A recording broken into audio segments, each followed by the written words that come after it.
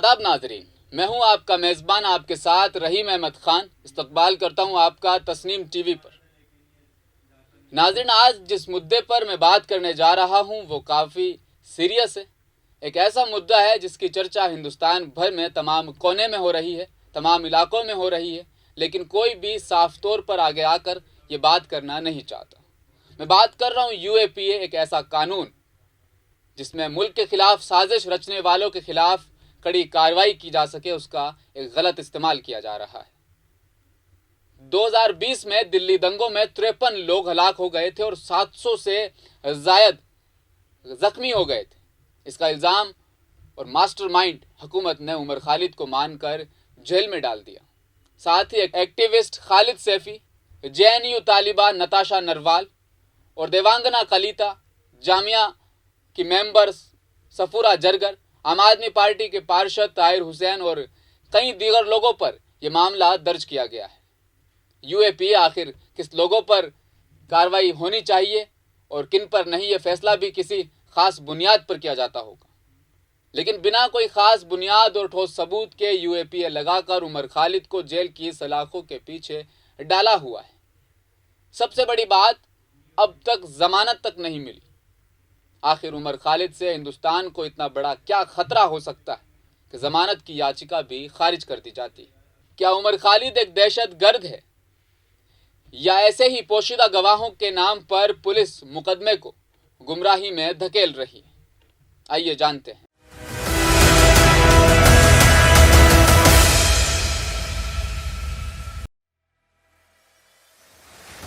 उमर खालिद की ज़मानत अर्जी मुस्तरद किए जाने के बाद खुसूसी सरकारी वकील ने अवामी तौर पर इस खदशे का इजहार किया है कि अब स्टूडेंट एक्टिविस्ट के नाम पर उमर खालिद के हक़ में मुहिम चलाई जाएगी। इससे पहले कि उमर खालिद की अर्जी नामंजूर किए जाने के बाद कोई अवामी बहस शुरू हो, सरकारी वकील ने यह डर जाहिर किया कि उमर को तालिबे इल्म के तौर पर पेश करके उनके हक़ में हमदर्दी पैदा करने की कोशिश ज़रूर की जाएगी। अव्वल तो यह कि उमर तालिबे इल्म नहीं है और वह ख़ुद को कहते भी नहीं हैं। ये तो अखबारात और बाकी मीडिया हैं जिनके पास उमर के लिए जवाहरलाल नेहरू यूनिवर्सिटी के साबिक तालिबे इल्म के अलावा कोई और तारुफ नहीं है। ऐसा क्यों हुआ, इस पर हम कभी और गौर करेंगे। सरकारी वकील की शिकायत है कि जब इशरत जहां को ज़मानत मिली तो कहा गया कि कानून पर भरोसा बहाल हुआ है, और जब दूसरों की ज़मानत रद्द की जा रही है तो आप स्टूडेंट एक्टिविस्ट का रोना शुरू कर देंगे। अब वक्त आ गया है कि ये किस्सा शुरू किया जाएगा, हमें इससे मोहतात रहना होगा। सरकारी वकील अब मुलजिम के ख़िलाफ़ अदालत के बाहर भी दलाइल देंगे और अवामी सतह पर अंदाज़ा लगाएंगे कि आगे मुलजिम अपने हक़ में क्या दलाइल दे सकता है। यानी सरकारी वकील अदालत के बाहर भी मुलजिम के खिलाफ मुहिम में हिस्सा लेंगे। क्या ये सरकारी वकील का काम है या खुद सरकार का? क्या उनकी खुसूसी दिलचस्पी इस मामले में है? क्या दिलचस्पी उनकी ज़ाती तौर पर होनी चाहिए?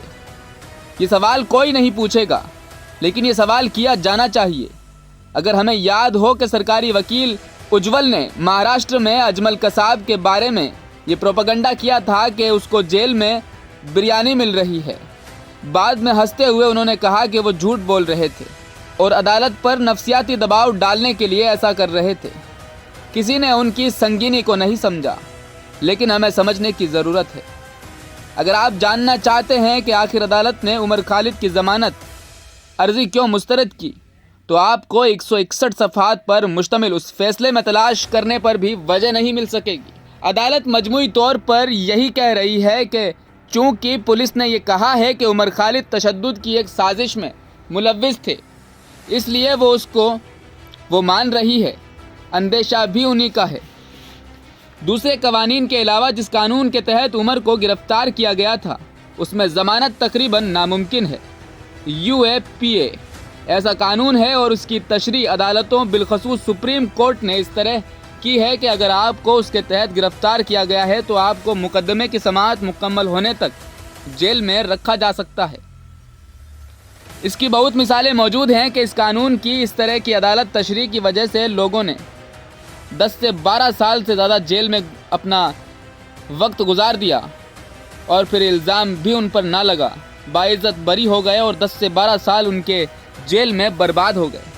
ناظرین، 4 سے 5 مرتبہ ان کی ضمانت کی عرضی کو خارج کیا جا چکا ہے۔ پھر عدالت کا اب کیا کام رہ جائے گا؟ جیسا کہ گوتم بھاٹیا نے کہا، کیا منصف صرف استغاثہ کا منشی ہوتا ہے؟ کیا اس کا کام صرف پولیس کی طرف سے دائر چارج شیٹ کو دہرانا ہوتا ہے؟ عمر خالد کی ضمانت کے فیصلے کو پڑھتے ہوئے ہم دیکھتے ہیں کہ عدالت تسلیم کر رہی ہے کہ وکیل دفاع نے پولیس کے بیان میں جو تضادات یا خامیاں نشان زد کیے ہیں وہ درست ہیں، لیکن پھر وہ کہتے ہیں کہ بھلے ہی تضاد ہو، اس پر وہ کبھی غور نہیں کریں گے۔ وہ کئی بار عمر کے وکیل سے اتفاق کرتی ہوئی نظر آتی ہے، لیکن پھر اس کو ٹال کر آگے چلی جاتی ہے۔ پولیس نے اپنا پورا مقدمہ پوشیدہ گواہوں کے بیانات کی بنیاد پر تیار کیا ہے۔ پوشیدہ گواہ وہ جن کو پیش بھی نہیں کیا جا رہا۔ یہ بیانات انتہائی مبہم ہیں اور جو الزام لگائے گئے ہیں ثابت کرنے کے لحاظ سے بہت کمزور ہیں۔ مثلاً ہمیں اس بیان سے کیا معلوم ہوتا ہے کہ عمر نے اشتعال انگیز تقریر کی۔ دہلی سے بہت دور امراوتی میں عمر کی تقریر کا ایک ٹکڑا پولیس نے ثبوت کے طور پر پیش کیا تھا۔ یہ ثابت ہو گیا کہ اس ٹکڑے کو بھارتیہ جنتا پارٹی کے ایک رہنما نے پوری تقریر سے کاٹ چھانٹ کر پہلے ہی پھیلایا تھا اور اسے کوری ٹی وی نے نشر کیا تھا۔ پوری تقریر میں کہیں بھی عمر عوام کو تشدد پر اکساتے ہوئے نظر نہیں آتے، جیسا پولیس ان پر الزام لگا رہی ہے۔ ان کے جھوٹا ثابت ہونے کے بعد بھی عدالت پولیس سے کچھ پوچھ تاچھ کرنا ضروری نہیں سمجھتی، بلکہ عمر کی ضمانت کو خارج کر دیتی ہے۔ کیا عمر خالد نے تشدد کے لیے کسی کو اکسایا تھا؟ کیا عمر کسی تشدد کے لیے اسلحہ جمع کرنے میں ملوث تھے؟ جب دہلی میں تشدد ہوا تو وہ کہاں تھے؟ ان دونوں کا جواب نفی میں ہے۔ پولیس اپنی چارج شیٹ میں کوئی ثبوت پیش نہیں کر پائی کہ تشدد تو دور کی بات ہے، عمر نے نفرت کا جواب محبت سے دینے کی اپیل کی تھی۔ چارج شیٹ میں تشدد کی منصوبہ بندی میں عمر کے ملوث ہونے کا کوئی ثبوت نہیں ملتا۔ تشدد کے وقت وہ دہلی میں نہیں تھے، پھر بھی وہ جیل میں رہیں گے، کیونکہ عمر کے وکیل کے اعتراض سے اتفاق کے باوجود عدالت کا کہنا ہے کہ ان پر غور کرنے کا موقع ان کے پاس ابھی فی الحال تک تو نہیں ہے۔ چھپی ہوئی شہادتیں درست ہے یا نہیں، اس کا فیصلہ جرح کے وقت ہی کیا جائے گا۔ پھر جب تک جرح ختم نہیں ہوتی، پولیس جو بھی الزام لگائے گی عدالت اسے سچ ہی سمجھے گی۔ اس کا مطلب، اور ہم پہلے لکھ چکے ہیں، کہ جس پر الزام ہے وہ پولیس کے رحم و کرم پر ہے۔ وہ مقدمے کے شروع ہونے کے بعد ایک دوسری رکاوٹ پیدا کرے گی۔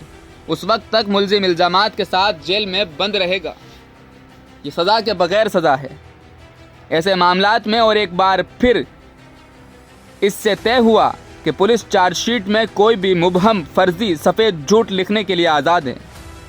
وہ کہیں گے کہ اینٹ کہیں روڑا تو عدالت اسے بھی مان لے گی اور دیکھ لے گی، لیکن اس کے لیے وہ نہ تو پولیس کی تنبیہ کرے گی اور نہ ہی سوال کرے گی۔ ملزم جیل میں رہنے کے لیے ملعون رہے گا۔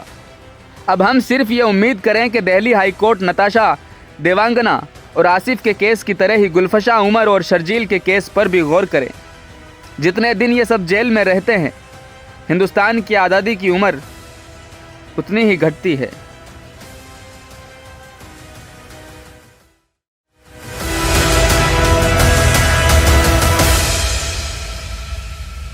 ناظرین، ہماری اس خاص رپورٹ کے مطابق جو ہم نے جانا ہے کچھ اس طرح سے ہے کہ عمر خالد پر جتنے بھی الزامات لگائے گئے ہیں، کوئی خاص ثبوت پولیس کے پاس اب تک نہیں ہے۔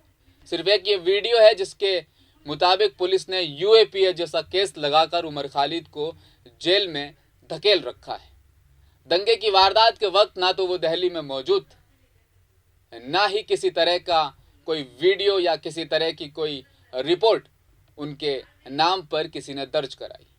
لیکن بھارتیہ جنتا پارٹی کے جاری کردہ ایک ویڈیو کے بنیاد پر، آدھار پر، آج عمر خالد جیل کی سلاخوں کے پیچھے۔ ضمانت تک نہیں مل پا رہی، پولیس کوئی خاص دلیلیں نہیں دے پا رہی، ساتھ ہی جو سرکاری وکیل ہے وہ چیخ چیخ کر کورٹ کے باہر یہ دلیلیں دیتے ہوئے نظر آ رہے ہیں کہ اسٹوڈنٹ ایکٹیویسٹ کے نام پر اب دنگے بھڑکائے جائیں گے۔ آخر یہ ملک کس سمت جا رہا ہے؟ قانون کی یہ دشا آخر کیوں ہو رہی ہے؟ آج کی ہماری اس خاص قسط میں فی الحال اتنا ہی۔ مجھے دیجیے اجازت، آپ دیکھتے رہیے تسنیم ٹی وی، اپنا خیال رکھیے گا، اللہ حافظ۔